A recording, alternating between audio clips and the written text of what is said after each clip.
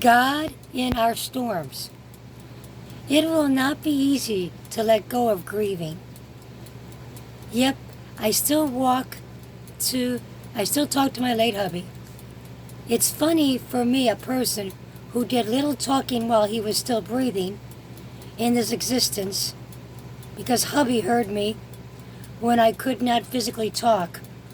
So speaking to him, while not in the physical form, was natural. After his death, I found everything had changed. I know the time of my work break remains the same. It was like 6:30. But my perspective had changed, where I would run downstairs during my lunch break to watch Wheel of Fortune, just as I did with my mom when she was alive, and even after she passed on. Instead of going downstairs to watch junk, now outside watching lightning flash across the sky with ripples of storm clouds looking like gray ocean waves, as I could feel the energy in the air. The birds were still singing with moments of silence. Gray. So no more interest in any TV anymore. Sitting here was a fountain with the sound of water at my rehab center. I remember going to college at the testing center, that sound of water running down. So peaceful down that metal fountain. Inside where we would go to the testing center. So now at this rehab I find a peaceful moment in the middle of a thunderstorm. A severe thunderstorm. That was amazing. At that moment, no wind anywhere. It was a bit odd having storm clouds all around, but no wind. God, I know you're in the rain and the very wind, and the breath of God is you, which is Yah, which means the breath of life. So in this part of my gray life, with no wind, where are you? Where is the up is down in my life, and where down is up? So you surprise me. You could still use a broken nurse who is reminded daily of my 45% functioning heart. Grief of loss of my ideas of what nursing should be. And I was not able to fully function in this capacity. What use is this broken soul? All this playing out in my spirit, sitting outside, still missing my mom.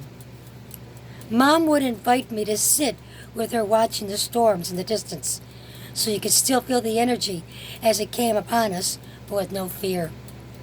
Storms also brought the emotions of missing my hubby, because we tend to have vacations in severe storms.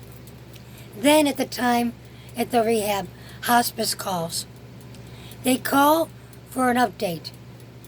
Only slightly agitated, as hubby made me go through all this, comes back to my mind. I was not designed to go through this. I wasn't supposed to let him go.